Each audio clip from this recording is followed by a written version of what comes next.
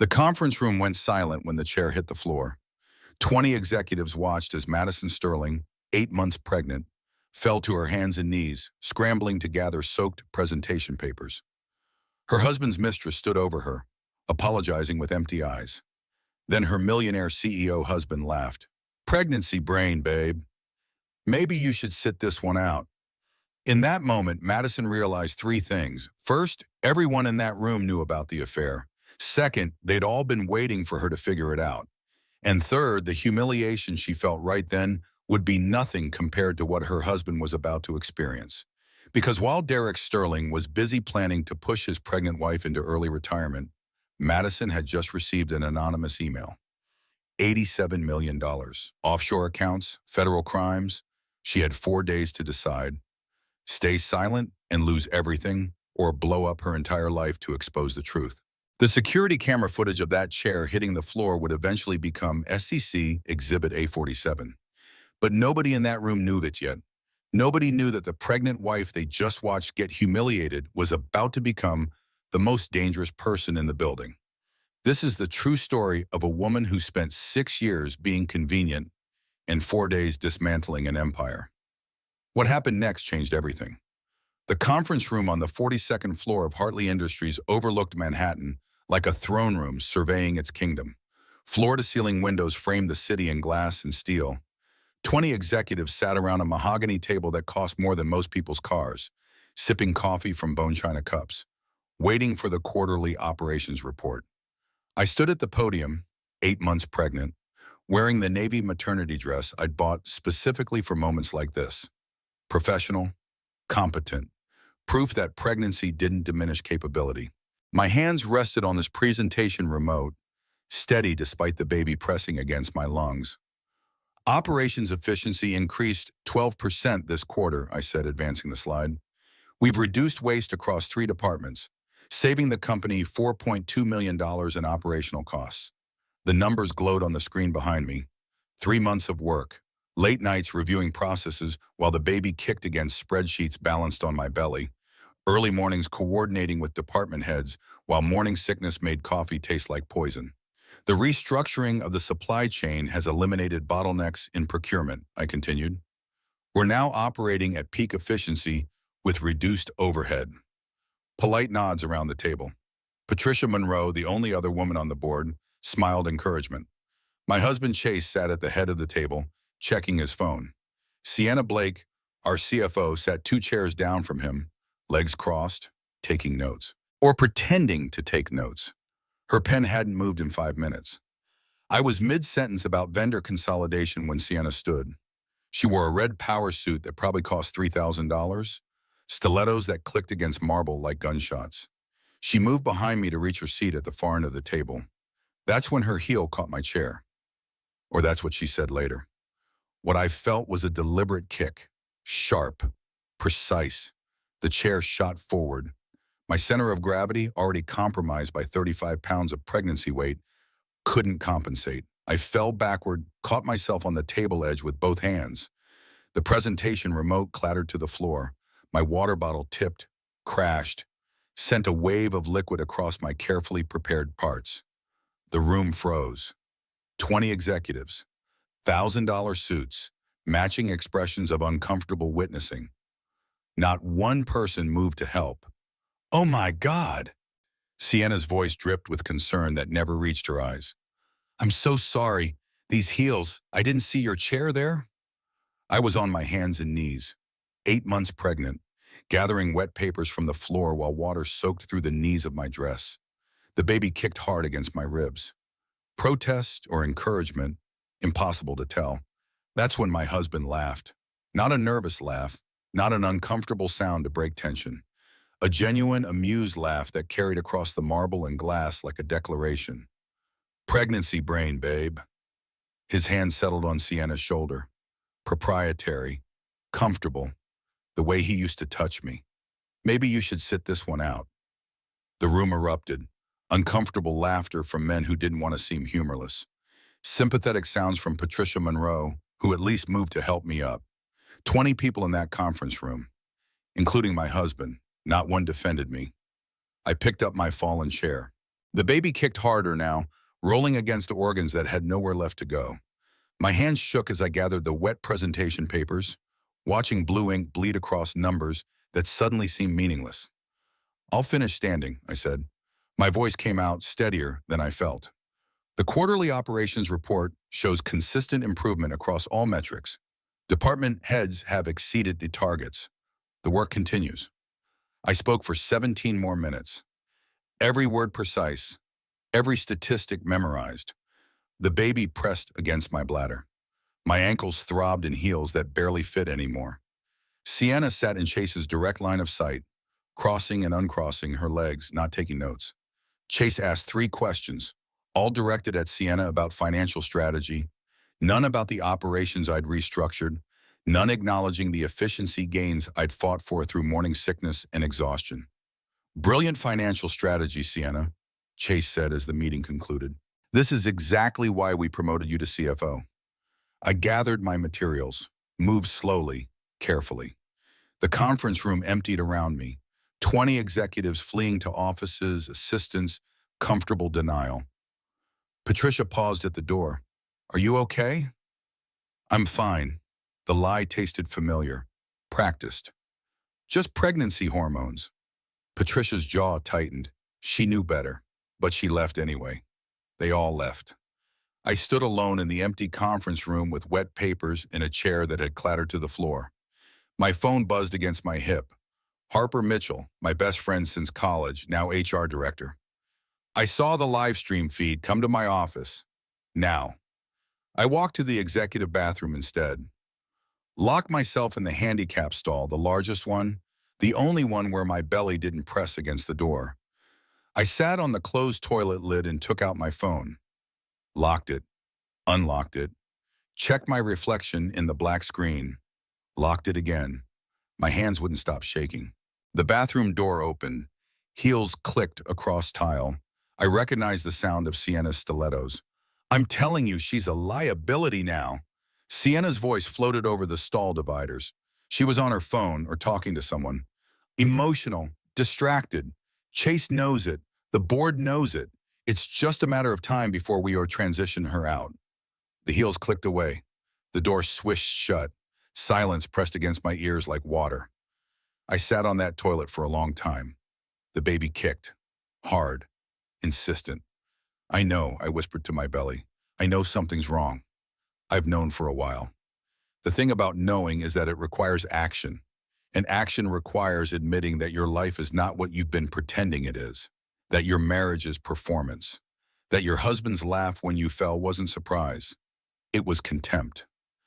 I'd been performing convenience for 6 years, making myself smaller, quieter, less demanding. Hoping that if I was useful enough, valuable enough, indispensable enough, I'd become loved instead of tolerated. But you can't earn love by diminishing yourself. You just disappear. My phone buzzed again. "Harper, where are you?" I stood, smoothed my maternity dress. It was navy blue, professional, expensive. I'd bought it specifically for board presentations, for looking competent despite my swollen belly, for proving I could still do my job. But maybe the job wasn't the problem. I walked to Harper's office. 8 floors down, the elevator descended in silence. Just me and my reflection in polished steel. 8 months pregnant, successful executive, convenient wife. Which one was real? Which one was performance? The elevator doors opened. I stepped into the corridor, toward Harper's office, toward whatever came next, because something was coming. I could feel it in the way Sienna's heel had connected with my chair, in the way Chase's hand had settled on her shoulder, in the way 20 executives had watched me fall and done nothing. Something was very, very wrong. And for the first time in 6 years, I was going to stop pretending I didn't know it. Harper's office overlooked the parking lot 8 floors below. The city moved at its normal pace. Cars, people, lives continuing while mine splintered like glass. She locked the door as soon as I entered, pulled the blinds, gestured to the chair across from her desk. "How long have you known?" Harper asked. "Known what?" "Don't do that. Don't perform for me too." She spread documents across her desk like a detective laying out evidence. I recognized the Hartley Industries logo, expense reports, calendar entries, credit card statements. Timeline, Harper said. Her finger traced dates highlighted in yellow marker. Sienna Blake hired 14 months ago. Chase's late night started 13 months ago. Her CFO promotion 8 months ago. Your pregnancy announcement 7 months ago. The numbers arranged themselves in my mind. Patterns I'd been trained to see as VP of operations. Cause and effect. Sequential events that told a story. That doesn't mean, I started. Company credit card. Harper pulled another sheet. Hotels in Manhattan, the Plaza, the Mark, restaurants, Daniel, Le Bernardin. And this? She slid a receipt across the desk. Tiffany and Company, $12,000, engagement ring sizing. 4 months ago, Maddie. 4 months ago, I was 5 months pregnant. My wedding ring no longer fit over swollen fingers. I'd moved it to my right hand, telling myself it was temporary, that after the baby came, my hands would return to normal, that the ring would fit again. While Chase was sizing a different ring for a different woman. The lipstick, I heard myself say. 6 months ago, at the investor dinner, coral pink on his collar. Her exact shade. He said the dry cleaner mixed up shirts. I tried to tell you, Harper said softly. 3 times, you changed the subject every time. She was right. I remembered now. Harper mentioning Chase's late nights, asking about the lipstick, commenting on how much time he spent with Sienna, and I'd deflected, made excuses, changed topics, because knowing meant acknowledging. And acknowledging meant my marriage was over. My family was gone. My whole life was a carefully constructed lie. There's more. Harper pulled out calendar entries. The weekend meetings, every Saturday for 6 months. Crisis with Tokyo office. Maddie, Tokyo is 13 hours ahead. Why would they meet Saturday nights? I stared at the calendar, black ink on white. My husband's schedule. Each Saturday blocked out. Emergency meetings, investor calls, strategic planning sessions. Lies. All of it. Lies I'd accepted because questioning meant confronting, and confronting meant losing everything I'd built. What am I going to do? The question escaped before I could stop it. Whatever you need to do. But document everything, and don't go home alone tonight. Harper gathered the papers, folded them into a manila envelope, handed it across the desk. Evidence of my husband's affair. Proof that I'd been convenient, not loved. Not valued. The baby shifted inside me, rolling over, getting comfortable in a space that kept shrinking. I need to go, I said. Where? I don't know, away. I can't think here. Harper nodded. Text me when you're safe. And Maddie, whatever happens next, you didn't do anything wrong. He did. Remember that. I took the elevator down 8 floors in silence. The parking garage smelled like exhaust and concrete. My Volvo sat in its designated spot, white placard reading VP of Operations. The title still made me proud. Or it had this morning, before the chair, before the laughter, before Harper's timeline made everything impossibly clear. I sat in the driver's seat, but couldn't start the engine. The steering wheel pressed against my belly. I adjusted the seat back, then forward, then back again. Nothing felt comfortable. Nothing fit. The dashboard clock glowed green. 7:03, 7:04, 7:05. My phone rang. Chase. I let it go to voicemail. Text message. Where are you? This is childish. Second text. Maddie, I'm worried. Think of the baby. Third text. If you're not home in 1 hour, I'm calling the police for a wellness check. Always about control, never about concern. The threats wrapped in worry. The manipulation disguised as care. I'd fallen for it for 6 years. Every time I questioned, every time I noticed something wrong, he'd smooth it over. Explain it away. Make me feel crazy for suspecting. Gaslighting. That's what Harper called it. Making someone doubt their own reality. But I wasn't doubting anymore. Harper's timeline had made everything clear. The affair wasn't a suspicion. It was documented fact. Hotels, restaurants, jewelry. A pattern of betrayal traced in credit card receipts and calendar entries. I started the car, but I didn't drive to Westchester. to our colonial house with black shutters and manicured lawn. I drove to Bronxville, to the neighborhood where I grew up, to the street where my parents' house stood before they retired to Florida. Different family now, different curtains in the windows, different car in the driveway. I parked across the street and watched. 11 at night, the house glowed warm, living room lights on, someone's shadow moved past the window. A family, maybe happy, maybe performing happiness the way I'd been performing for 6 years. How did you ever know which was real? My phone buzzed. Email notification. Unknown sender. Subject line, you deserve to know. I almost deleted it. Spam, malware, nothing good came from anonymous emails. But something made me open it. The message was brief. Check the Q3 offshore transfers. Routing codes don't match reported subsidiaries. A friend. Attached. Excel spreadsheet. 47 pages. I opened the file on my phone. Numbers filled the screen. Millions in transfers. Sequential account numbers.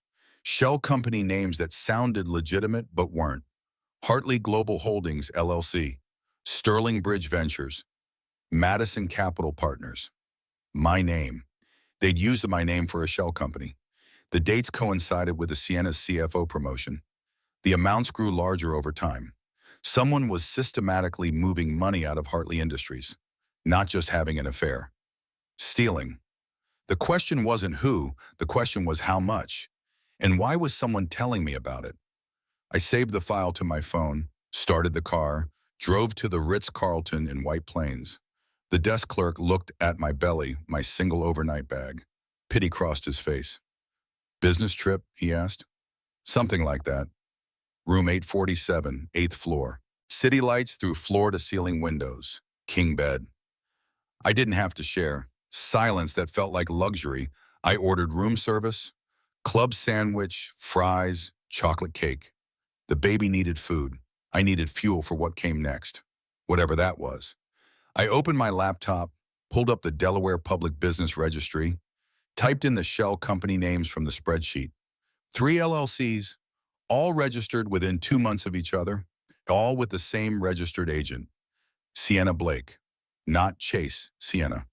The companies were formed 2 months before her CFO promotion, before she had legitimate access to Hartley Industries accounts, before she could move money without raising flags. You weren't having an affair to steal my husband, I said to the empty hotel room. You were stealing my husband to access the company. The baby kicked hard, agreement maybe, or just running out of room. My phone buzzed, unknown number. Text message. You're safe at the Ritz, don't go home yet. More coming tomorrow. A friend, I stared at the message. Someone was watching. Someone knew where I was. Someone was feeding me information. But who? And why? I didn't have answers, but I had evidence. Proof that my husband's betrayal wasn't just personal, it was criminal. Securities fraud, wire fraud, money laundering, federal crimes, prison time. I set down my phone, looked at my reflection in the darkened window. 8 months pregnant, barefoot, hair falling from its professional twist. I looked like a cliché, the betrayed wife, pregnant and abandoned. But I saw something else too.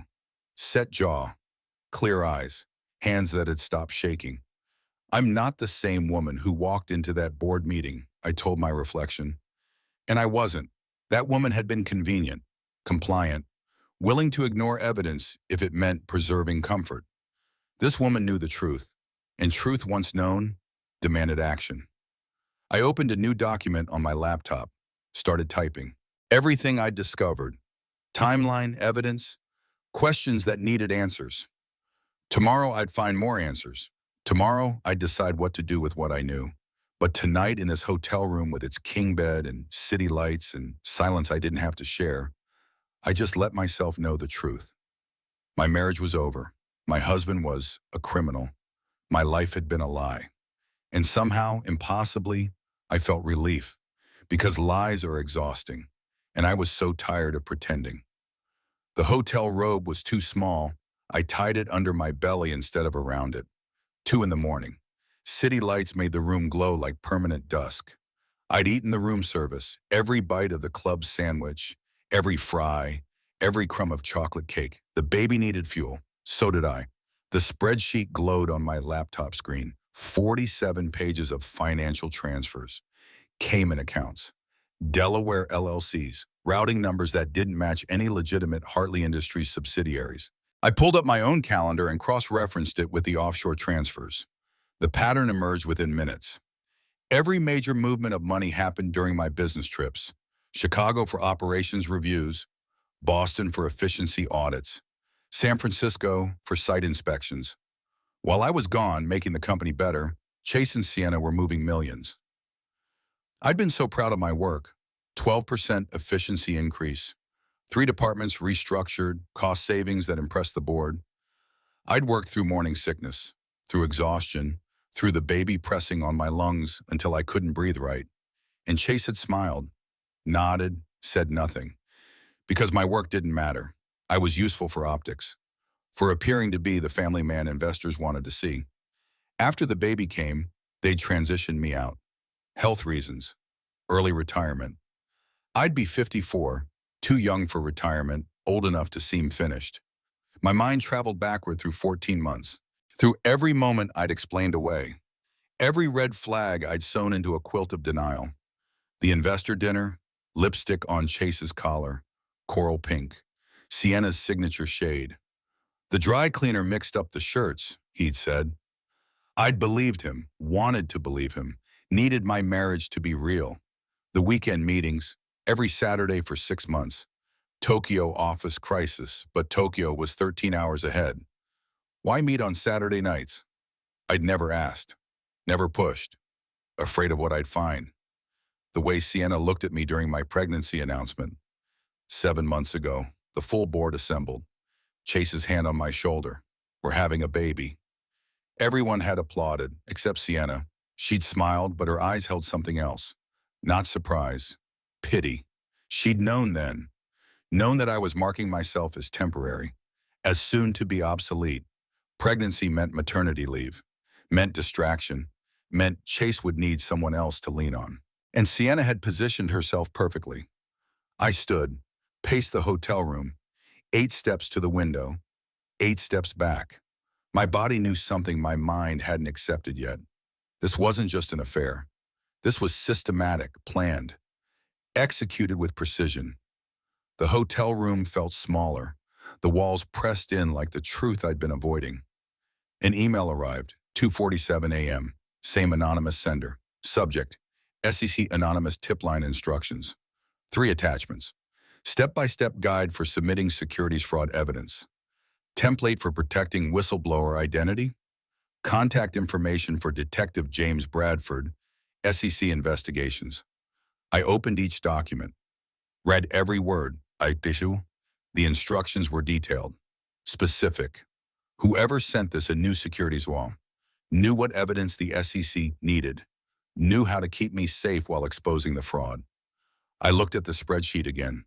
$87 million over 14 months. From Hartley Industries accounts to Cayman banks to Delaware LLCs registered in Sienna's name. Not just an affair, not just betrayal, federal crimes. Dawnlight started filtering through windows, pink and gold. The city waking up. I'd been awake all night. I should feel tired, should feel devastated, should feel broken.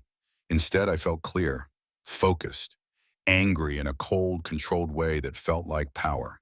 They thought pregnancy would make me weak, emotional, easy to manage. They were wrong. I opened my laptop and started typing. Detailed account of everything I discovered. Timeline with dates, evidence with sources, copies of the spreadsheet, screenshots of Delaware registrations. Everything documented, everything dated. I saved the file, encrypted it, sent copies to 3 different cloud services. Then I showered, dressed in fresh clothes from my overnight bag, did my makeup carefully, professional, composed. In the mirror, I looked like the VP of operations who'd presented to the board yesterday. Before the chair, before the laughter. But I wasn't that woman anymore. That woman had believed a lie, had chosen comfort over truth, had made herself small enough to fit in the space Chase allowed. This woman knew exactly what she was worth and what her husband had stolen. My phone rang. Harper, are you okay? I'm better than okay, I said. I need you to do something for me. Anything.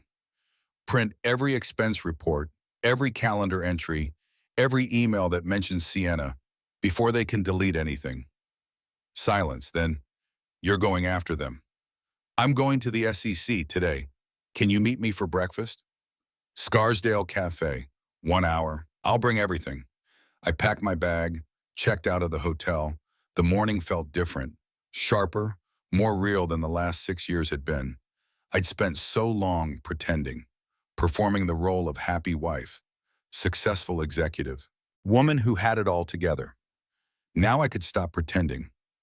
The truth was uglier, harder, but at least it was real. And real meant I could finally do something about it. I drove to Scarsdale Cabane. Harper was already there, corner booth, file folder on the table, 2 coffees, decaf for me. You look terrible, Harper said.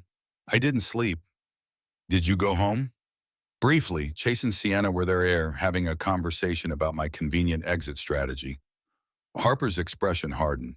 You heard them? Every word. He's planning to transition me out 18 months after the baby's born, when I'm too exhausted to fight, too desperate to risk custody battles. Bastard. I opened Harper's file folder. Page after page of evidence. Hotels in Manhattan, restaurants in Soho, credit card statements, all approved by Chase, all coded as business expenses. A jewelry receipt. Tiffany and Company, $12,000. Engagement ring sizing. When was this? I asked. 4 months ago. 4 months ago, I was 5 months pregnant, beginning to show. My wedding ring wouldn't fit over my swollen fingers anymore. While my wedding ring came off, Chase was sizing a new one for Sienna. He's done this before, I said. I called my doctor this morning. Off-the-record conversation. Chase's first wife, Elena, she was pregnant, stillborn at 34 weeks. Hospital investigation concluded extreme maternal stress. He was having an affair during her pregnancy, too. Harper's coffee cup stopped halfway to her mouth. Jesus Christ.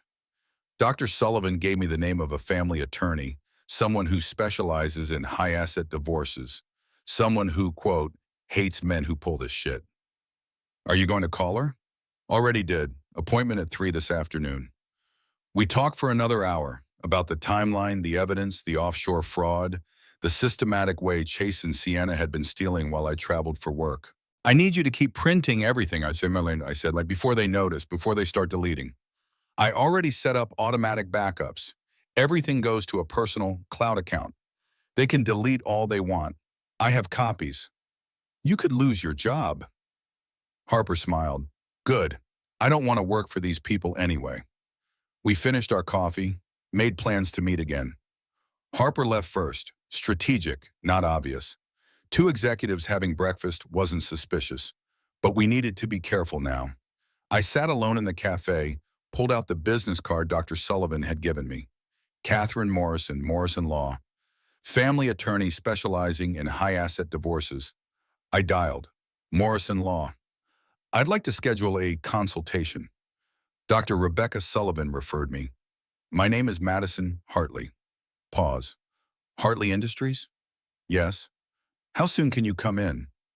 Today, 3 o'clock? Perfect. Bring every document you have, every bank statement, every email, every piece of evidence. And Mrs. Hartley? Yes. Don't tell your husband you're coming. I won't. I hung up. 3 o'clock, 4 hours away, 4 hours to prepare, to organize, to build the case that would end my marriage and save my life. I drove to a Staples, bought a portable scanner, flash drives, a fireproof document box, everything I needed to preserve evidence.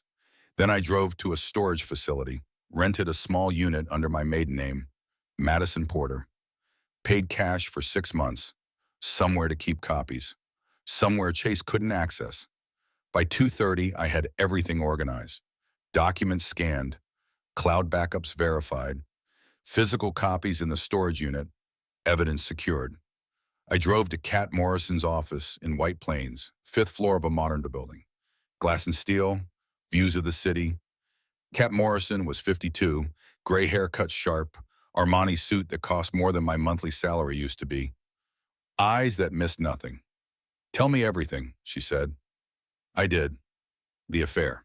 The humiliation. The offshore fraud. The first wife who lost her baby. The plan to transition me out. Every detail. Every suspicion. Every piece of evidence. Kat took notes, asked questions. Her expression never changed. Professional, clinical, but her eyes got harder with each revelation. I've handled 347 divorces, Kat said. This is textbook sociopathy with documented pattern. She opened her file cabinet, pulled out a thick folder. Chase Hartley, I've been waiting for a wife smart enough to fight back. She spread documents across her desk. Elena Walker, 2015, stillborn baby, divorced 6 months later. NDA settlement, $3 million. College girlfriend, 2008, fell downstairs at 16 weeks, lost pregnancy, family paid $500,000 to drop charges. High school girlfriend, 2004, miscarriage at 12 weeks, she transferred schools immediately after. I stared at the documents. 3 women before me, all pregnant, all betrayed, all discarded when they became inconvenient. How is he not in prison, I asked. Money, power, NDAs, and women who were too traumatized to fight. Kat leaned forward. The difference, you found the money trail. That's his Achilles heel. What do I do? We call the SEC today. Now. She picked up her phone, dialed a number from memory. Detective Bradford? Catherine Morrison, I have a client I think you'll want to meet. She has evidence of securities fraud at Hartley Industries. 87 million in offshore accounts, shell companies, and she's the CEO's pregnant wife. Silence on the other end. Then a male voice. When can she come in? Tomorrow morning, 10 o'clock. Your office. We'll be ready. Kat hung up, looked at me. Go home tonight. Act normal. Don't let Chase know anything's changed. Tomorrow, we start the process. Tomorrow, your life gets complicated. But tonight, you're still just his pregnant wife. Can you do that? I thought about it. Going home, pretending, performing the role I'd been playing for 6 years. One more night of lies. I've been acting for 6 years, I said. I can do one more night. I didn't go home that night. I couldn't. The thought of sitting across from Chase at dinner, making small talk, pretending I didn't know, it felt impossible. Instead, I went back to the Ritz-Carlton. Same room, same 8th floor view, different woman than the one who checked in 24 hours earlier. That woman had been discovering the truth. This woman knew what to do with it. I ordered room service again, ate mechanically. The baby needed food. I needed to stay strong. Tomorrow, everything changed. Tomorrow, I walked into the SEC field office and became a whistleblower. My phone rang. Unknown number. Against every instinct, I answered. Mrs. Hartley? Speaking. This is Dr. Rebecca Sullivan. Your prenatal appointment was scheduled for 8 this morning. Are you okay? I'd forgotten. Weekly checkups. 8 months meant monitoring, making sure everything stayed healthy. I'm sorry, I need to reschedule. Are you experiencing any symptoms, bleeding, contractions, reduced fetal movement? No, I need a day. Silence, then. Come in now, we need to talk. Off the record.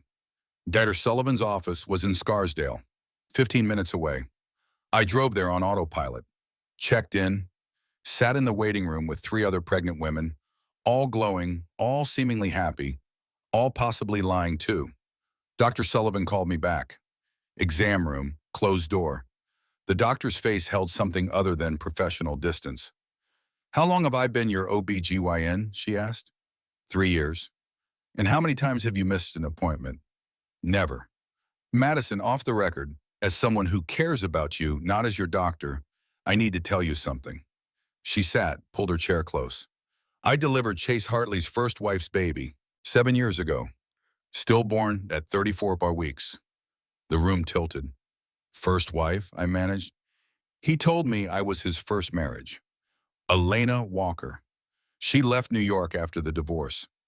Last I heard, Portland, Oregon. Started completely over. Sir Sullivan pulled out a business card, wrote a phone number on the back. This is Elena's number. She signed a release yesterday giving me permission to share it with you. She wants you to call her. She says she has information you need. What happened to her baby? Hospital investigation concluded unexplained placental abruption. Nothing physically wrong with the baby. But Madison, the hospital rumors, and these are just rumors, said extreme maternal stress, that he was having an affair during her pregnancy, that the stress destroyed her, destroyed the baby. Dr. Sullivan's hand covered mine. Your blood pressure is elevated. Not dangerous yet, but your body is keeping score of whatever stress you are under. Whatever you're dealing with, do it fast. Don't drag it out. Your baby needs you healthy. She checked the baby. Heartbeat strong, position good, everything measuring right. But the stress, the cortisol flooding my system every time I thought about Chase, that was the real danger. The baby is healthy, Dr. Sullivan said. You're healthy physically. But Madison, stress like this can change everything. Do what you need to do quickly. I left the clinic with Elena's phone number in my pocket, sat in my car, stared at the digits. Chase had done this before. Married a woman, got her pregnant, had an affair, discarded her when she became inconvenient. Melissa had lost her baby, lost her marriage, lost herself. Not this time. This baby would be born healthy, into a life without lies, without a father who saw her as strategic asset. I dialed Kat Morrison. I need to move faster, I said. The stress is dangerous for the baby. Can we accelerate the timeline? I'll call the SEC. See if they can meet us today instead of tomorrow. An hour later, I was in Lower Manhattan, 23rd floor, SEC field office, glass doors, professional silence. Detective James Bradford was 45, tired eyes, patient expression. 20 years of seeing corporate fraud and still getting angry at each new case. Mrs. Hartley, thank you for coming. Call me Madison. Madison, I'm Detective Bradford. This is Marcus Webb, our forensic accountant. Marcus was 50s, bald, wearing a cardigan that made him look like Mr. Rogers, but his eyes were sharp, predatory. We've been investigating Hartley Industries for 11 months, Bradford said. Someone using your company email sent us 47 pages of financial documents yesterday. Offshore transfers, shell company registrations, all authenticated with your digital signature. That was you? No, I received an anonymous email 2 nights ago. Evidence of offshore fraud. Instructions for contacting the SEC. But I didn't send anything directly to you. Bradford and Marcus exchanged glances. Someone's protecting you, Marcus said. Or framing you, hard to tell which. Kat leaned forward, sharp and precise. Which is why we're here now, voluntarily, with our own copies of everything, time-stamped and authenticated. My client is not a co-conspirator. She's a witness, and she deserves full immunity. Tell us everything, Bradford said, from the beginning. I did.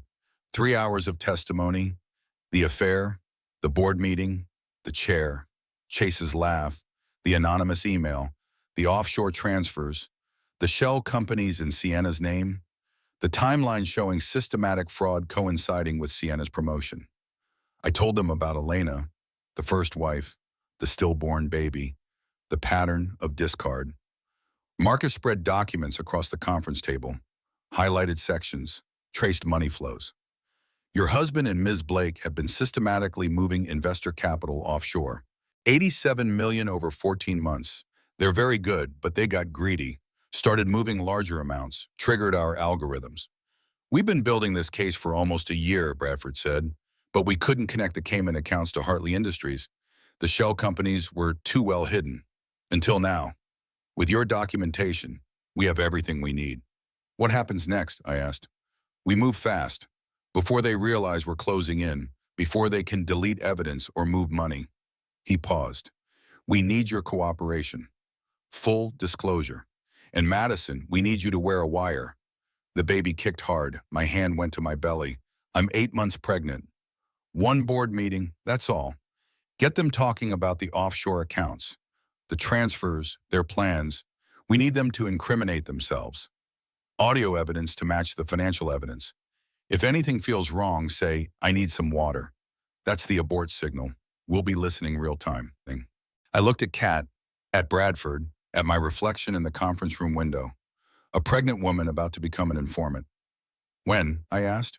Day after tomorrow. Next board meeting is scheduled. Financial review, perfect opportunity. Then let's do it.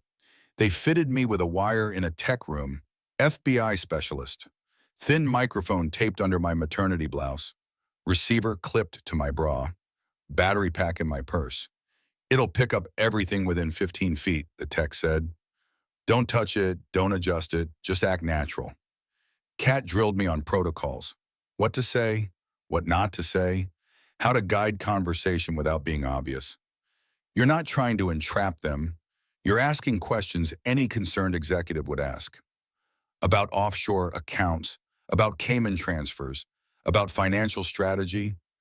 Let them incriminate themselves, don't push. I practice questions in the mirror. Which Delaware entities are those? How does the money flow back? What's the ROI on those accounts? Natural, professional, innocent. By 5 p.m., I was exhausted. Kat drove me back to White Plains. My car's still in the parking garage where I'd left it this morning. Where are you staying tonight? Kat asked. Hotel. Good. Don't go home until after the board meeting. Stay away from Chase. Stay safe. I checked back into the Ritz-Carlton. Third night in a row. The desk clerk recognized me now. Didn't ask about the business trip anymore. Just gave me a room key and a sympathetic smile. Room 847, my temporary home, my refuge. I ordered dinner, ate while watching the city lights. Called Elena Walker. She answered on the second ring. Madison? How did you know? Dr. Sullivan told me you might call. I've been waiting. I need to know what happened to you. Elena took a breath. He did to me exactly what he's doing to you. The affair, the gaslighting, the plan to push me out after the baby came. Except with me, her voice cracked. I lost her. 34 weeks. Unexplained placental abruption. I'm so sorry. Don't be sorry. Be angry. Because Madison, it wasn't unexplained. I know that now. The stress he put me under, the constant lies, the betrayal, the manipulation, my body couldn't sustain both. The baby or me, and my body chose me. How did you survive? Barely. I spent 2 years in therapy. I moved across the country. I changed my name. And I waited for him to do it again. Because men like Chase don't change. They just find new victims. Why didn't you come forward? NDA. He paid me $3 million to stay silent. If I break it, I lose everything. But Madison, her voice strengthened. You can do what I couldn't. You found the money trail. That's his weakness. That's how you win. We talked for an hour, compared notes, the same lies, the same manipulation, the same pattern. I'm wearing a wire, I told her. Day after tomorrow. Board meeting. Good. Record everything. And Madison, when this is over, when he's in prison where he belongs, call me. I want to meet the woman who finished what I started. I hung up feeling stronger, more certain. This wasn't just about me. It was about Elena, about the college girlfriend, about every woman Chase had used and discarded. The pattern ended with me. I placed one more call. Harper. How are you holding up? She asked. Better than expected. The SEC has everything. I'm wearing a wire at the next board meeting. Jesus, Maddie, that's dangerous. So is doing nothing. What do you need from me? Keep backing everything up. And Harper, thank you for believing me, for helping me, for not looking the other way like everyone else did. That's what friends do. They show up, even when it's hard. Especially when it's hard, I thought after we hung up. I looked at my reflection in the darkened window. 8 months pregnant, alone in a hotel room, about to take down her husband and his mistress. 2 days ago, I would have said this was impossible. Now it felt inevitable, because sometimes the only way forward is through the fire, and I was done being afraid of getting burned. The next morning, I made a decision. I needed to see what I was fighting against. I needed to hear it one more time before I destroyed everything. I drove home at 7:30 a.m. Chase's car sat in the driveway, unusual for this early. He normally left by 6 for his morning workout. Sienna's red Mercedes gleamed beside it, not even trying to hide it anymore. I parked at the bottom of the driveway. The baby kicked. Hard. Insistent. Sorry, baby girl, I whispered. About to get complicated. I entered through the mudroom, kicked off my shoes. My feet ached. Everything ached. 8 months pregnant felt different than I'd expected. Harder, more exhausting. Or maybe that was betrayal. Maybe heartbreak had physical symptoms. Voices drifted from Chase's study, his office, the room that used to be our sanctuary, where we talked about dreams, about building something together. When had I stopped being invited in? The door stood half open. I moved silently. 6 years of making herself invisible had taught me how. Sienna perched on Chase's desk, red skirt hiked up. His hand rested on her knee. Proprietary, comfortable, the same way he used to touch me. The quarterly report yesterday was embarrassing, Sienna said. She's a liability now, emotional, distracted. The board noticed. Maddie's useful for optics, Chase said. Family man, pregnant wife, investors love that narrative. And after the baby? We transition her out. Early retirement, health reasons. Give it 18 months.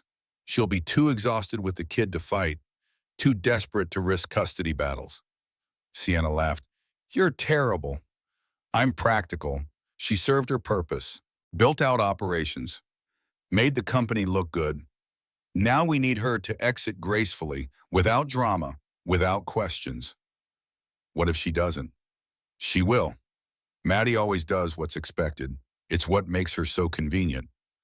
Convenient. That's what I was. Not loved, not valued. Convenient. Every memory shifted, rearranged itself with this new context. Our wedding vows, Chase's hand on mine. Forever. Had he meant it? Or had I been convenient then too? VP of operations at his father's company. Connected. Competent. Good for business. The night we decided to try for a baby. I'm ready to be a father. Had that been love? Or had he calculated the investor appeal of family photos? Last week, his hand on my belly, the baby kicking under his palm. My child. Possessive, but was it affection or ownership? I backed away from the study, silent, careful. Years of making myself invisible paid off now. I made it to the master bedroom without sound. My hands moved automatically. Opening drawers, packing a bag, laptop, phone charger, prenatal vitamins, comfortable clothes, everything I'd need for a few days away. I didn't pack everything. That would be too obvious. Just enough. Just what mattered. The nursery door stood open across the hall. I paused, looked inside. Perfect room, cream walls with hand-painted clouds, rocking chair we'd picked together at a boutique in Soho. Derek had insisted on the expensive one. Only the best for our baby. For his baby, his heir, his proof of family values. Lies. All of it, I whispered. Every single moment was a lie. Not the baby. The baby was real. The tiny person growing inside me. The kicks and rolls and hiccups. That was true, but everything else? The marriage, the partnership, the life I thought we were building? Performance, strategy, convenience. I closed the nursery door, walked downstairs with my bag, out through the garage. The Volvo sat where I'd left it. Safest car for baby, the salesman had said. 5-star safety ratings. Practical Maddie, convenient Maddie, always doing what was expected. I threw the bag in the backseat, started the engine, backed down the driveway. Sienna's Mercedes gleamed in the morning sun. $80,000. Purchased with a company card 3 months ago. Business development vehicle. Everything was business development.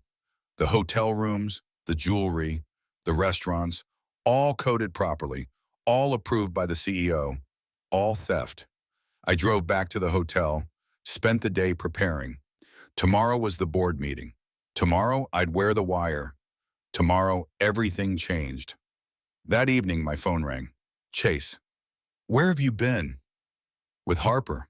I needed space after the board meeting, the way everyone laughed. Oh, honey. His voice softened.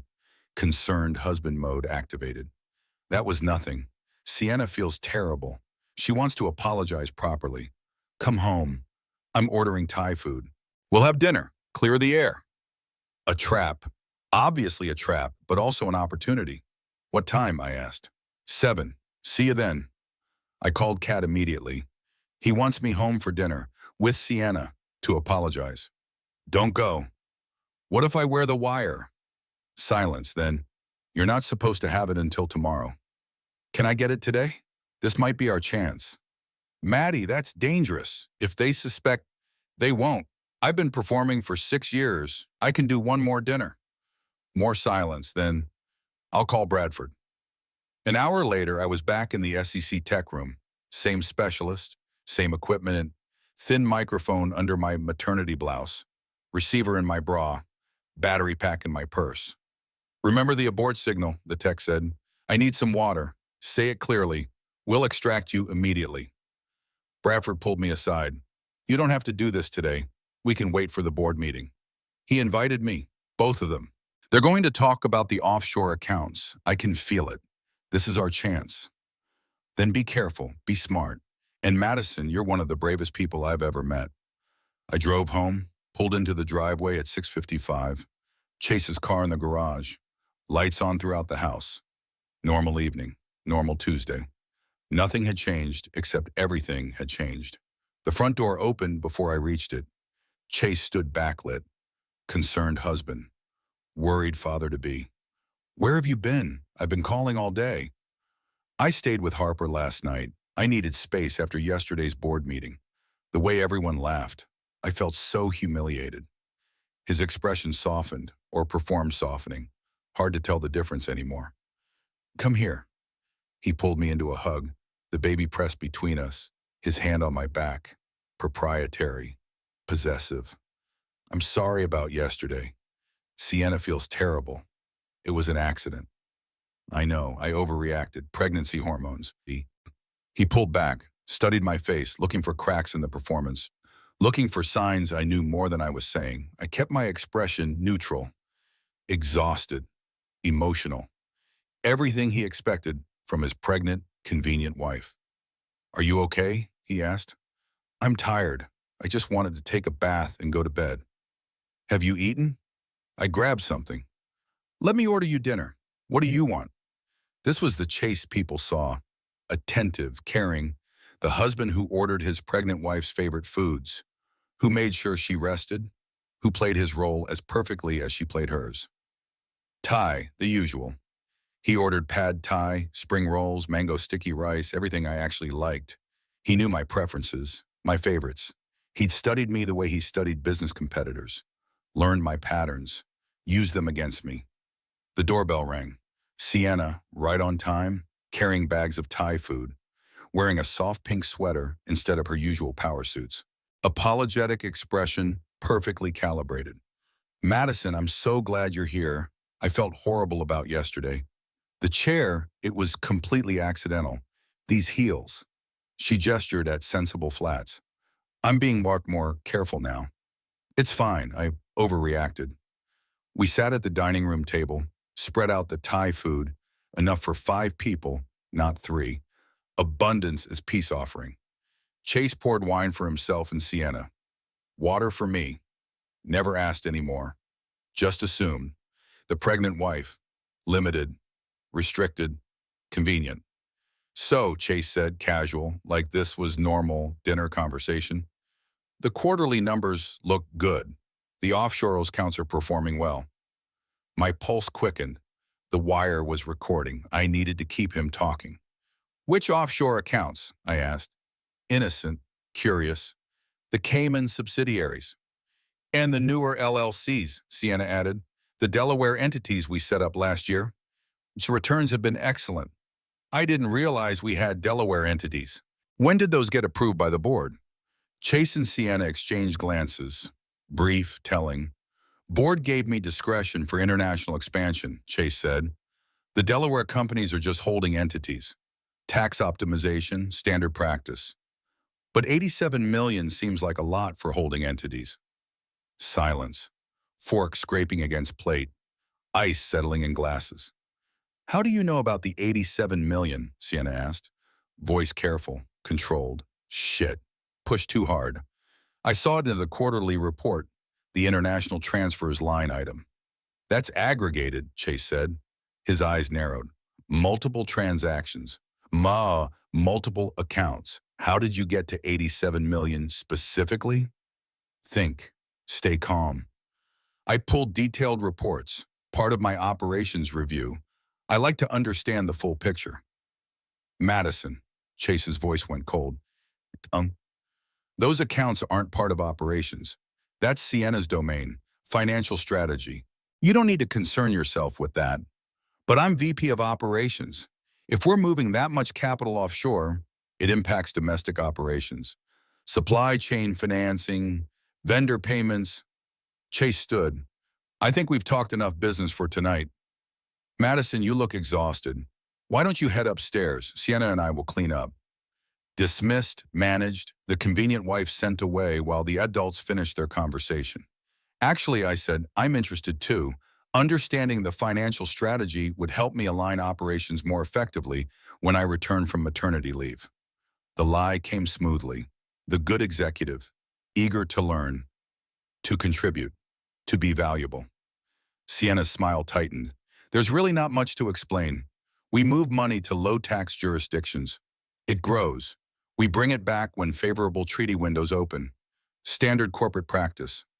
But 87 million, that's 20% of our annual revenue.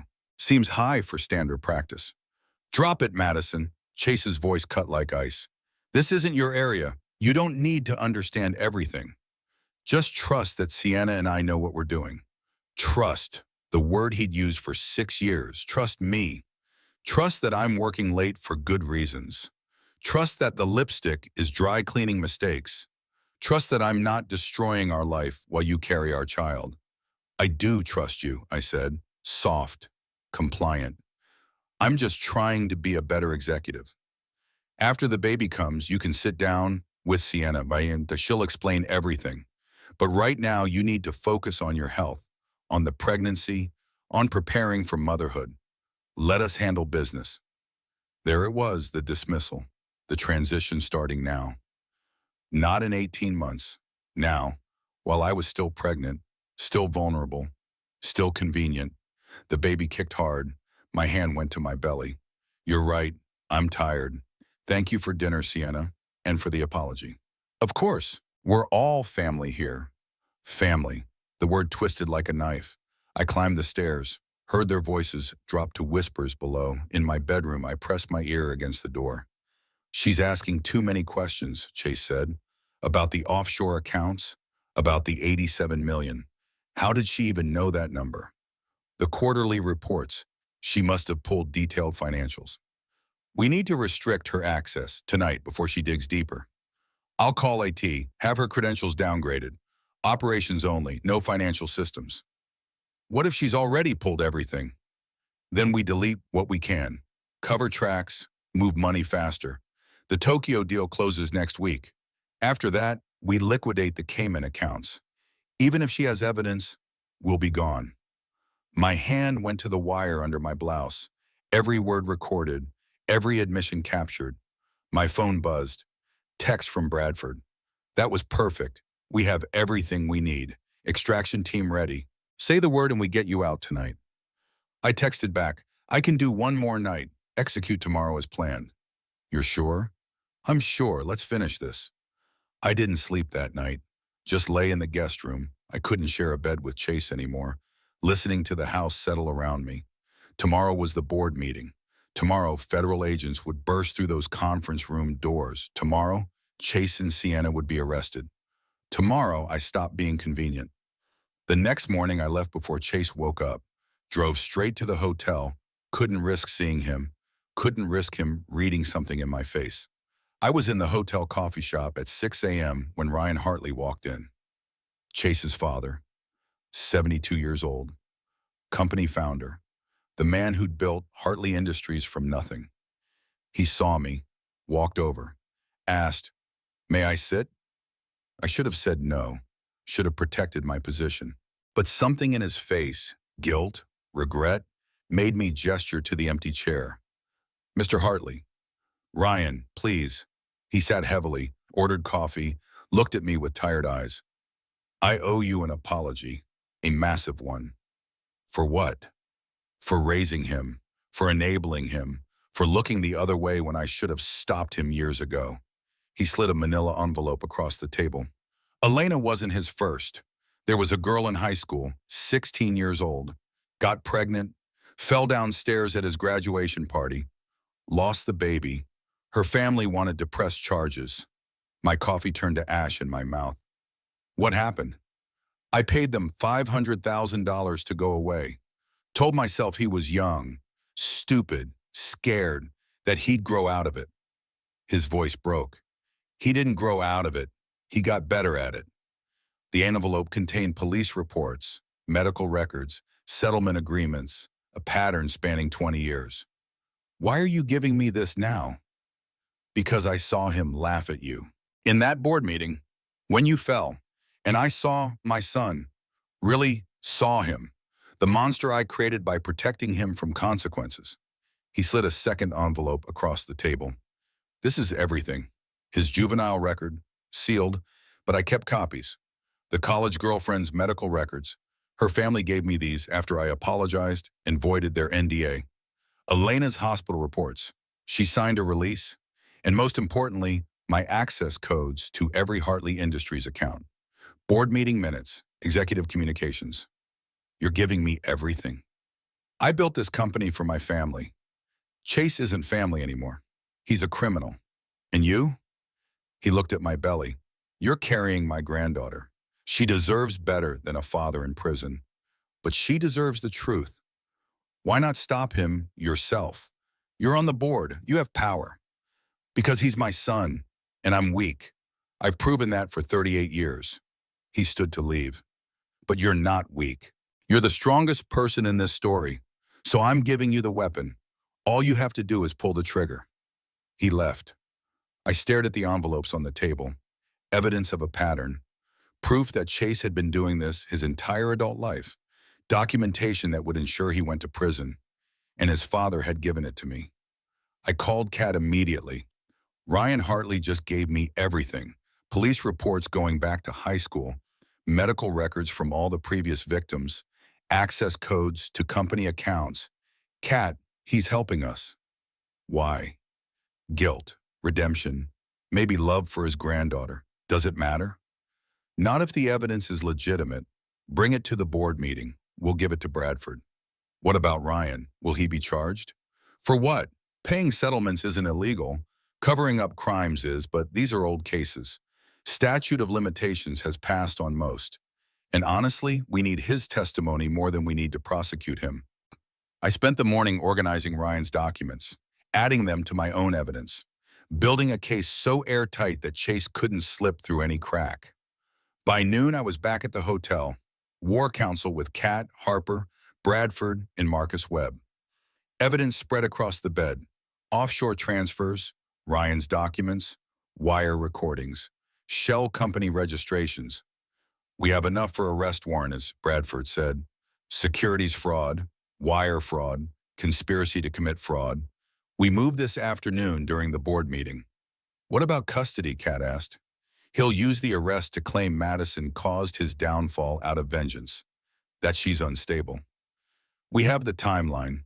Fraud started before the pregnancy, before the marriage. Madison is a witness, not a conspirator. The evidence is airtight. Harper looked at me. What do you want? Everyone fell silent. I want to see his face when the doors open. I want him to know it was me. I want him to understand that the convenient wife destroyed him. Kat nodded. Then this afternoon, you show up. You sit in that board meeting, and you watch the world you built crush the world he stole.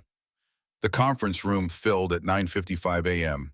Same room, same table, same chairs where I'd fallen 4 days ago. Except my chair sat exactly where I'd placed it this morning. Stable, unmovable. Chase arrived at 9:58, Sienna beside him. Neither looked at me. Strategic distance. The affair was supposedly secret. They had to maintain the performance.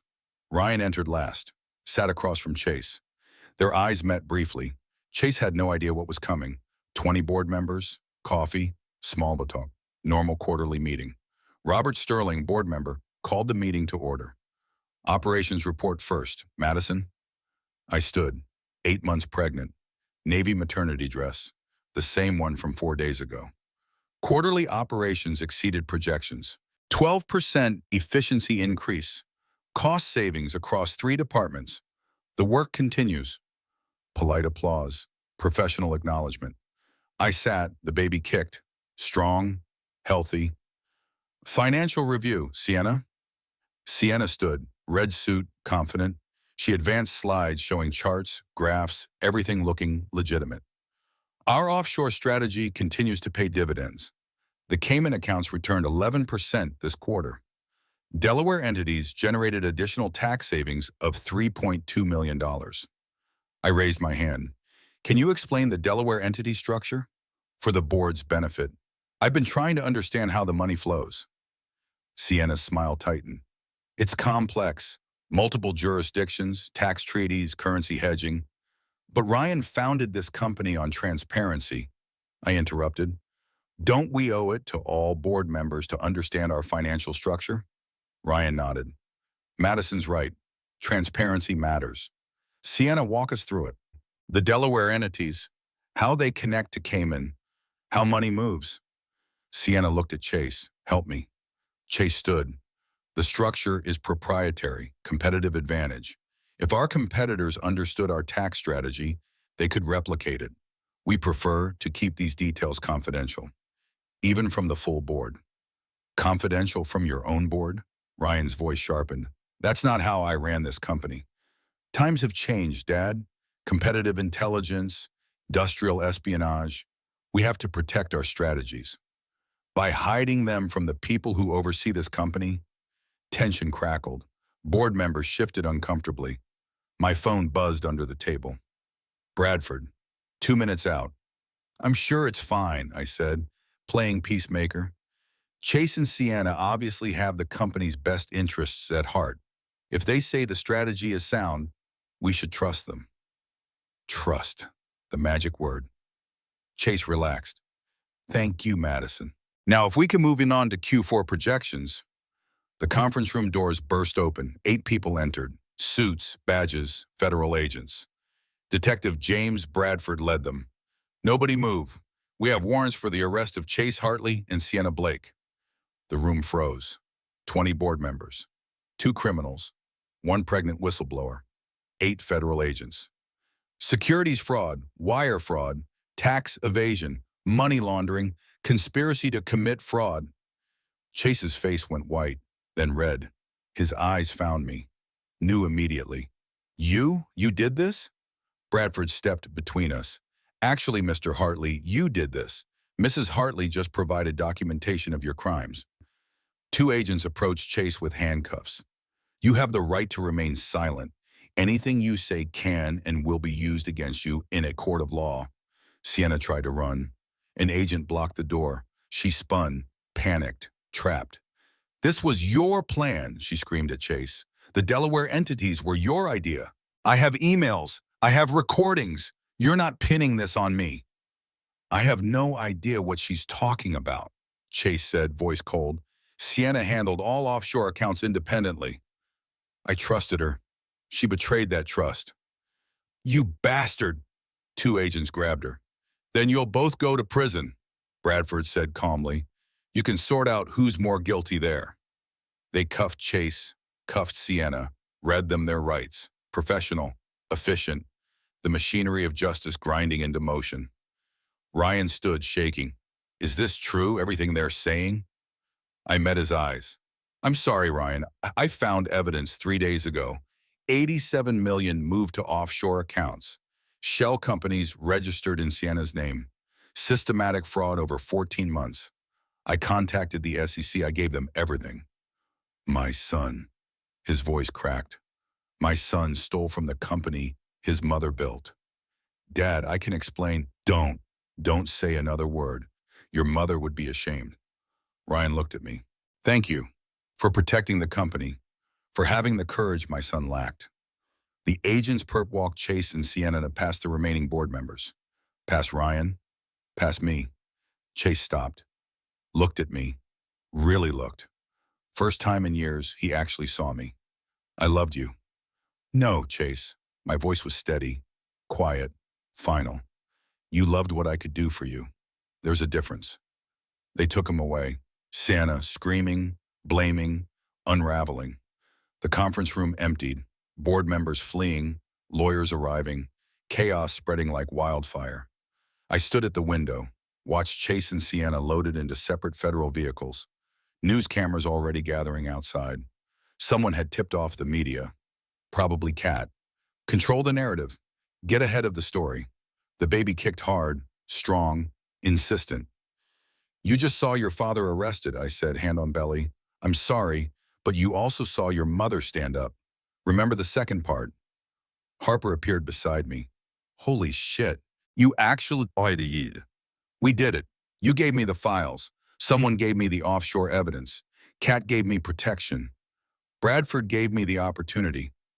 I just finally got angry enough to stop making excuses. What happens now? Now I become the villain in Chase's story, the vengeful wife, the woman who destroyed his life. The media will have a field day. Screw them. You saved this company. You exposed fraud. You protected investors. You're a hero. I looked at my reflection in the window. 8 months pregnant, standing in the conference room where my chair had fallen 4 days ago. I don't feel like a hero. I feel like someone who finally stopped being convenient. Outside, the media circus was already in full swing.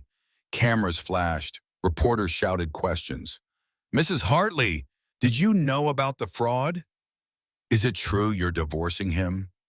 How does it feel to send your child's father to prison? Kat guided me through the crowd. Professional shield, legal buffer. At the podium, Kat read a prepared statement.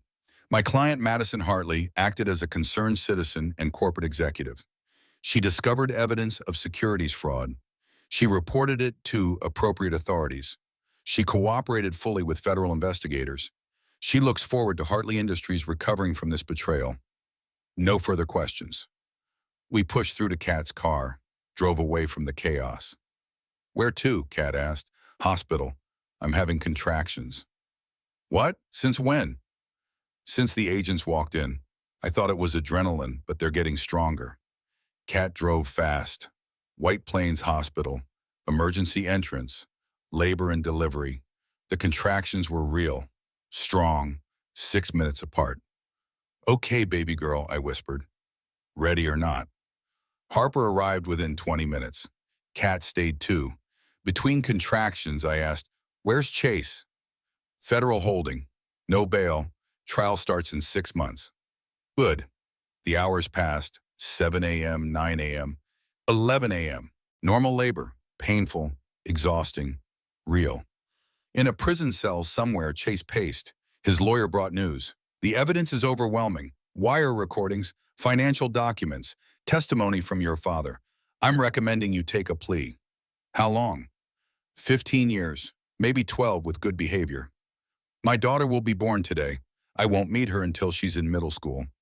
You should have thought of that before you stole $87 million. At 2:47 p.m., I pushed one final time. One more push, Dr. Sullivan said. Come on, Madison, you've got this. The baby cried, loud, healthy, perfect.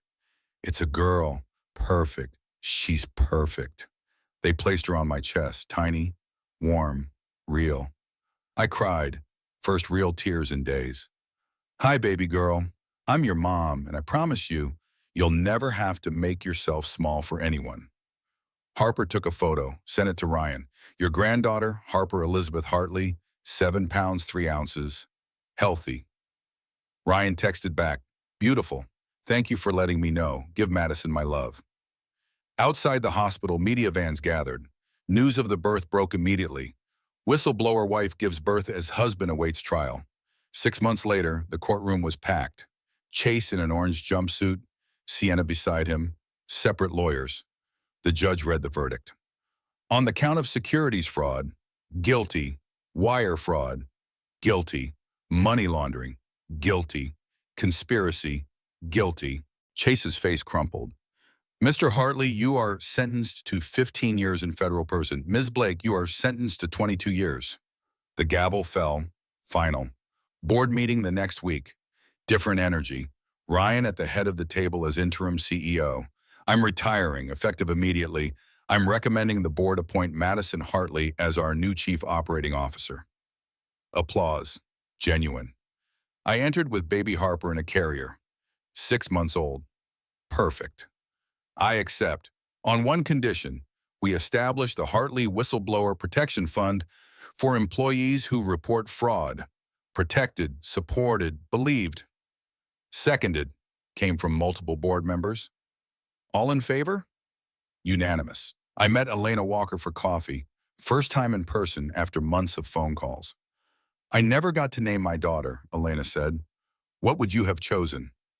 Hope. I would have named her Hope. I named mine Harper, after the friend who never gave up on me. Elena smiled. That works too. Mom, my phone buzzed. Email from a friend at protonmail.com. This is Amber Cole. I think it's time we met in person. Coffee? Want to meet the woman who saved us? I asked Elena. We met Amber the next week. 31, quiet, determined.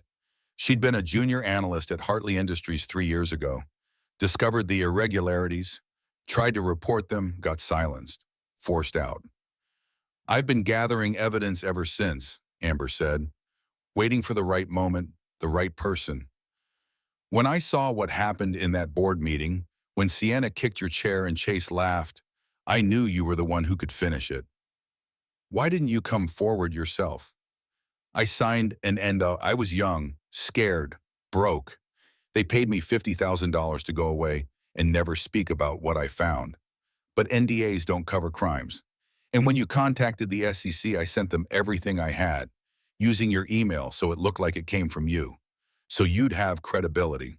You saved my life. You saved your own life. I just gave you the tools.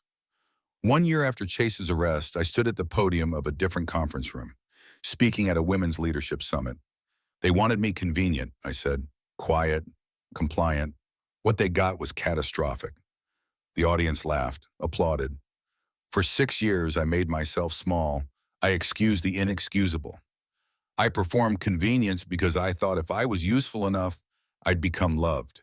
But you can't earn love by diminishing yourself. You just disappear.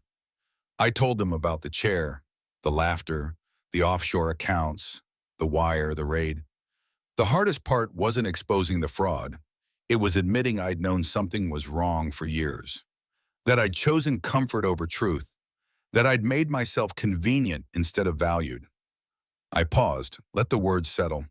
Here's what I learned. Convenience is a trap. It feels safe. It feels like harmony, but it's actually erasure. When you make yourself convenient, you're not being loved. You're being used. The room was silent. So if you're sitting here thinking about that relationship where you make yourself smaller, that job where you're undervalued, that life where you're performing instead of living, ask yourself, am I convenient or am I valued? Because you deserve to be valued. You deserve to take up space. You deserve to be catastrophic when necessary. Standing ovation. After the speech, women lined up to talk to me, to share their stories, to ask advice. One woman, late 30s, pregnant, said, "My husband is having an affair with his assistant.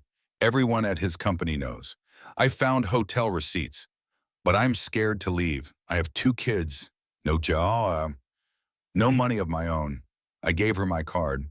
Madison Hartley Foundation for Corporate Whistleblowers. We help. Call me tomorrow. She started crying. Thank you. The foundation had grown faster than I'd anticipated. 53 women helped in the first year, exposing fraud, escaping abuse, rebuilding lives. Harper Mitchell was director of operations. 2 years sober, thriving. Kat Morrison was on the board, still taking down bad husbands. Elena Walker had given birth to a healthy baby boy. Different father, different life. Happy. Detective Bradford had been promoted. Still fighting fraud. Ryan Hartley spent his Sundays with his granddaughter. Second chances, redemption through action. In my Tribeca office, Harper, my daughter, now 18 months old, played with blocks while I worked. The phone rang. Hartley Foundation. This is Madison. Mrs. Hartley? A woman's voice. Scared, young. My name is Jessica Morrison. I work at Miller Industries. And I think my boss is doing to me what Chase Hartley did to you. Can you help? I looked at Harper playing, at the office walls covered with photos of women I'd helped, at the life I'd built from wreckage. Jessica, take a breath. You're safe now. Tell me everything. That night, I tucked Harper into bed. Bedtime story. Mama, tell stories, she said. Once upon a time, there was a woman who made herself very small. So small, she almost disappeared, but then she had a baby girl, and that baby girl needed her mama to be big, brave, bold. So the mama stood up, she fought back, and she won. She won? She won everything that mattered. I kissed her forehead, turned off the lights, walked to the window. The city glowed below, millions of lives, millions of stories, millions of people surviving, rebuilding, refusing to stay down. My phone buzzed, another woman asking for help. I answered, "Hello, this is Madison. Tell me what happened." Because this was my life now. Not convenient, not small, not silent. This was me, loud, catastrophic when necessary, and absolutely certain of my worth. The convenient wife was dead. The woman who replaced her was free. 5 years after Chase's arrest, Harper started kindergarten. I walked her to school on her first day. "Mama, where's my daddy?" I'd been preparing for this question, rehearsing it. "Your daddy made some bad choices. He hurt people, so he lives somewhere else now where people who make bad choices have to go. Will I meet him?" "When you're older, if you want to. But Harper, you don't need him. You have me, you have Grandpa Ryan, you have Auntie Harper and Auntie Kat and Auntie Elena. You have a whole family who chose to love you. That's better than someone who has to." She thought about this. Okay. That easy, that simple, because she'd never known anything different. After I dropped her at school, I went to the office. The foundation had expanded. 3 full-time staff, hundreds of women helped, legislation pending in New York to protect corporate whistleblowers. At lunch, I met with a reporter from the New York Times. She was writing a story about whistleblowers 5 years later. "Do you regret it?" she asked, "turning him in? Your daughter growing up without a father?" "I regret that I waited so long, that I made myself convenient for 6 years, that I taught my daughter for the first 8 months of her life, while she was inside me, that women should be small and quiet and compliant. But turning him in, protecting her from growing up watching her mother be erased? No, I don't regret that for a second." What would you say to women in similar situations?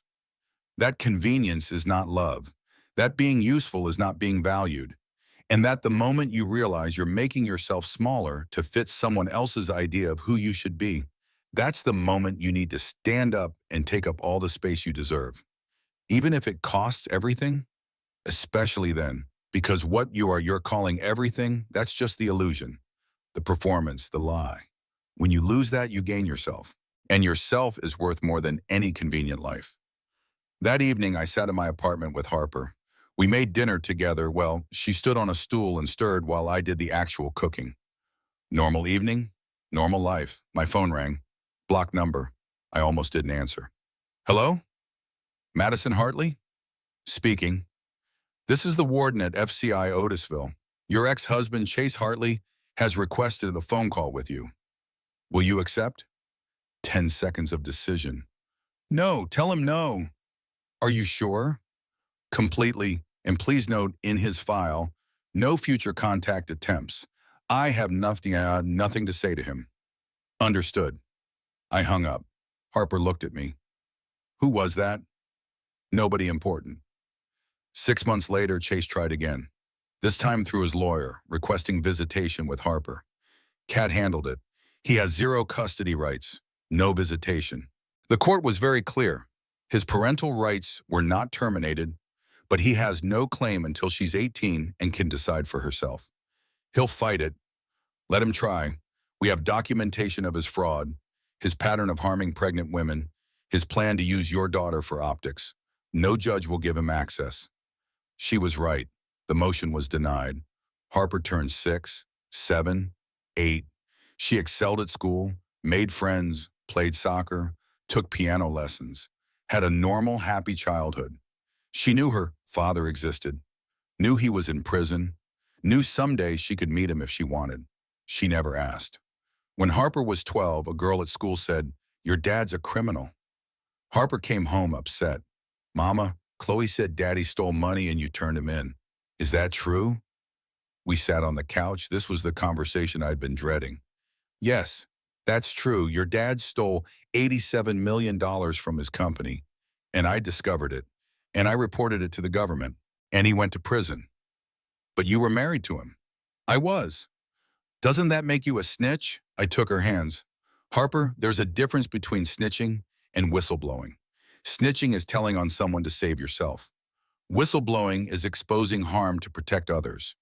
Your dad was stealing from people who trusted him, investors who'd put their retirement savings into his company, employees whose pensions were at risk. I didn't turn him in to hurt him. I did it to protect them." "But you're my mom, and he's my dad. Shouldn't you have protected him?" "My first job isn't to protect him. It's to protect you, and the best way to protect you was to make sure you grew up knowing right from wrong. That stealing is wrong, even if you're rich. That lying is wrong, even if you don't get caught. That using people is wrong, even if it's convenient." "Did you love him?" "I thought I did, but I don't think I knew what love was back then. Real love doesn't make you small. It doesn't make you convenient. Real love makes you bigger, stronger, better. What your dad and I had wasn't love, it was performance." "Do you hate him?" "No, I'm grateful to him." "For what?" "For being exactly who he was, because if he'd been different, if he'd been kind or honest or actually loved me, I wouldn't have you. And Harper, you are the best thing that ever happened to me. You're the reason I finally stood up. You're the reason I chose truth over comfort. You made me brave." She hugged me. "I'm glad you turned him in." "Yeah? Yeah, because if you hadn't, you wouldn't have started the foundation. And you wouldn't have helped all those other women, and their kids wouldn't have moms who know they're worth something. So even though it sucks that my dad's in prison, I think you did the right thing." That night after Harper went to bed, I cried. Relief tears, pride tears, gratitude tears. She understood. My daughter understood. I hadn't failed her. I taught her the most important lesson. Your worth is not determined by how convenient you make yourself. It's determined by how true you stay to who you are. Chase was released when Harper was 17. He'd served 12 years with good behavior. He tried to contact her immediately. She was old enough to decide now. "What do you want to do, Aisha?" I asked. "I want to meet him. Once, just to see who he is. But Mama, I'm not going alone. Will you come with me?" "Always." We met at a coffee shop, neutral ground. Kat came too, sitting at a nearby table. Chase looked older, prison-aged people. His hair was gray, his face lined. He'd lost the polish, the charm, the performance. "Harper." He stood when we approached. "You're so beautiful. You look like your mother." Harper sat. I sat beside her. She'd asked me to do most of the talking. "Why did you want to meet me?" Harper asked. "You're my daughter. I've missed 17 years of your life. I want to be part of it now." "What part?" He looked confused. "What do you mean? What part do you want to be? The part where you pay for college? The part where you walk me down the aisle someday? The part where you meet my kids? What specific part of my life do you think you've earned?" Chase's face hardened. "I'm your father. Biologically, but Grandpa Ryan taught me to ride a bike. Uncle Harper's boyfriend taught me to drive. Mama taught me everything else. You weren't there. You chose not to be there. So what exactly do you think gives you the right to be there now?" "I paid my debt to society. You paid your debt to the people you stole from. You haven't paid anything to me. I went to prison because your mother—" "Don't!" Harper's voice cut like ice. "Don't you dare blame her.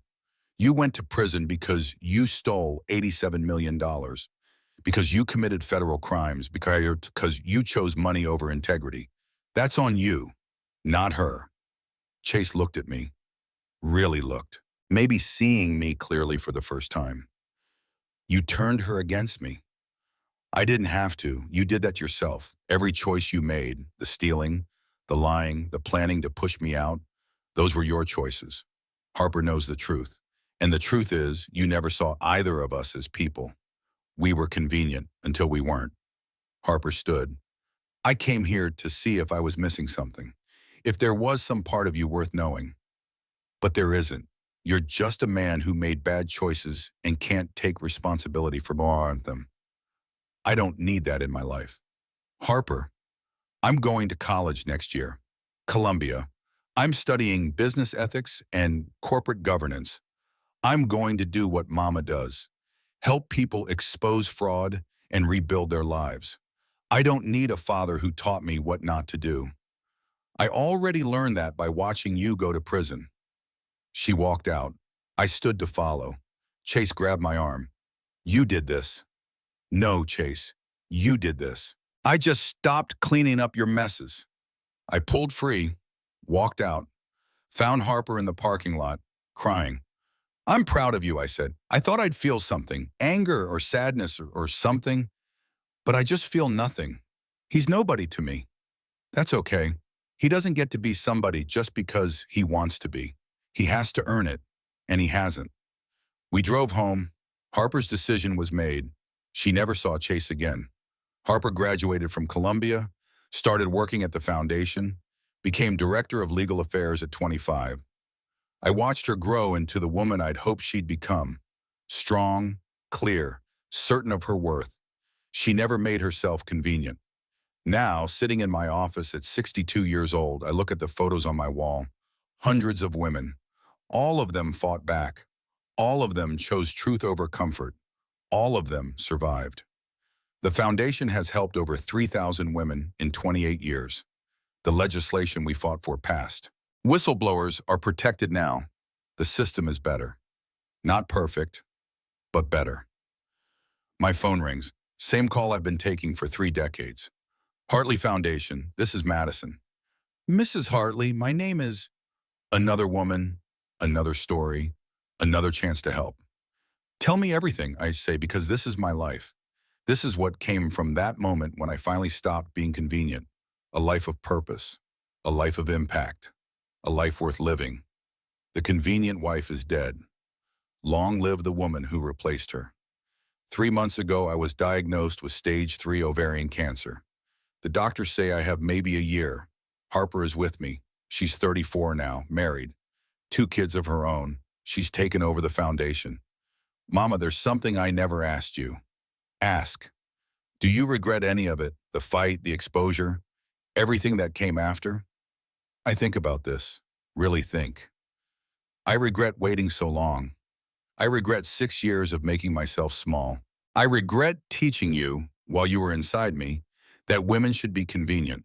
But the moment I stood up, the moment I chose truth, no, not for a second. Even though it cost you everything, it didn't cost me everything. It cost me the lie. And I gained myself. That's not a guy, that's a gift. Harper cries, holds my hand. You changed my life, Mama.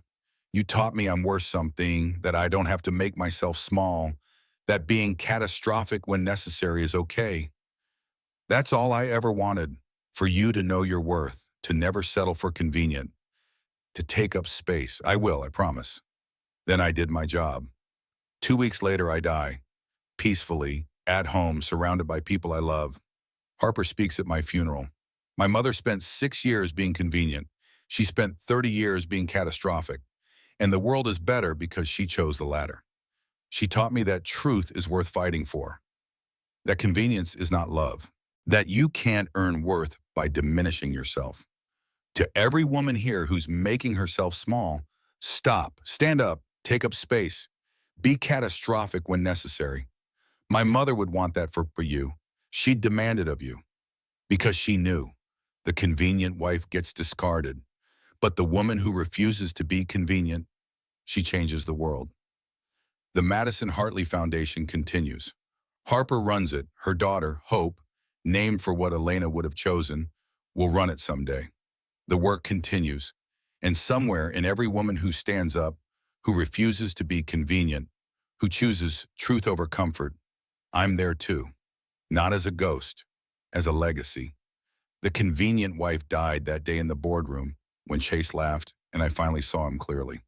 The woman who replaced her changed everything. And that, in the end, is worth more than any convenient life could ever be.